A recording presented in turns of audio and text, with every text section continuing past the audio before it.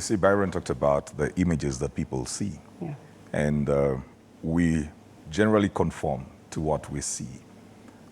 Social media is a very powerful tool. Social media is a very powerful tool.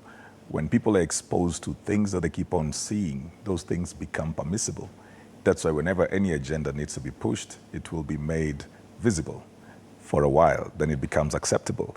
Even if it was something that the society would not agree to, the more you look at it, the more you accept it and say, well, that is how things go.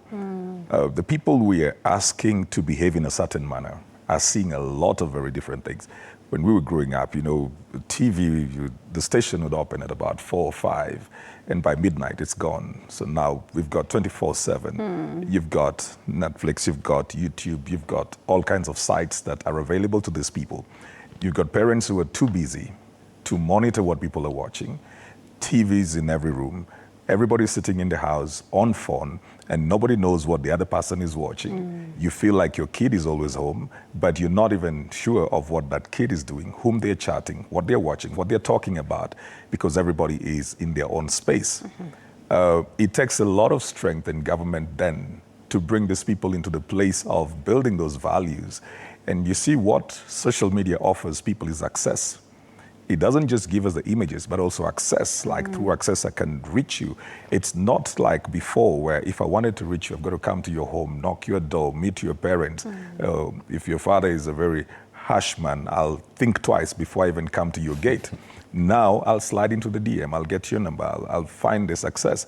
If you are in the same space, it becomes very easy for us then to experiment with this.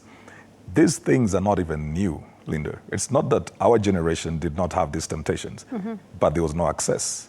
Now there is access. You can get everything Dr. Ekra talked about. You get everything on phone. So if I have these desires and these passions that have not been built, and some of them are hinged on the fact that we came from families that did not have farmers, we did not feel acceptance, we did not feel appreciation, and we're looking for this validation, then you have this space and you can connect to somebody out there. It becomes difficult for this person then to understand why they should wait, because then they think this represents affirmation. So when somebody says your body is hot, they've never had any affirmation. When they hear you're so sexy, they've never had any affirmation. So they respond to that because it is a deficiency that they have. Every human being has a need for acceptance, a need for acknowledgement, and a need for accolades. If they find themselves feeling accepted, and that could mean anything, they will gravitate towards it. It's like the plant that grows towards the light. And so everything comes back again to the family. Like, how are we raising our children? How much of affirmation do they hear? How much validation do they get? How much of their identity are they told? How much of their purpose do they get to hear about? How many men ever sit down with boys, and I've got 3 boys and something to raise, and how many men ever sit down with boys and talk to them about their bodies? We talk to the girls. We say, when you sit down, you sit like this. A woman should dress like this and sit like this and do that.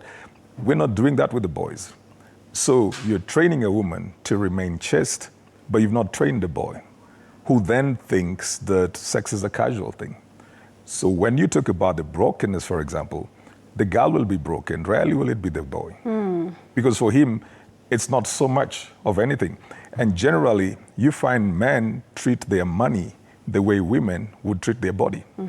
So for the man, if you get his money, then he wants your body. Because that's the thing he's been trained to take care of. For him, the money, his wallet, it's 10 o'clock? Okay. His wallet is his underwear. Right. When he opens that, he has opened himself to you. So you'll keep on having these things of, I spent money on her and she said no to me. And the woman will think, but that's just money. She doesn't understand that to this boy, this money is just as sacred as her body is. Wow. It becomes very transactional then. Okay, very transactional. I'm going to talk about the lady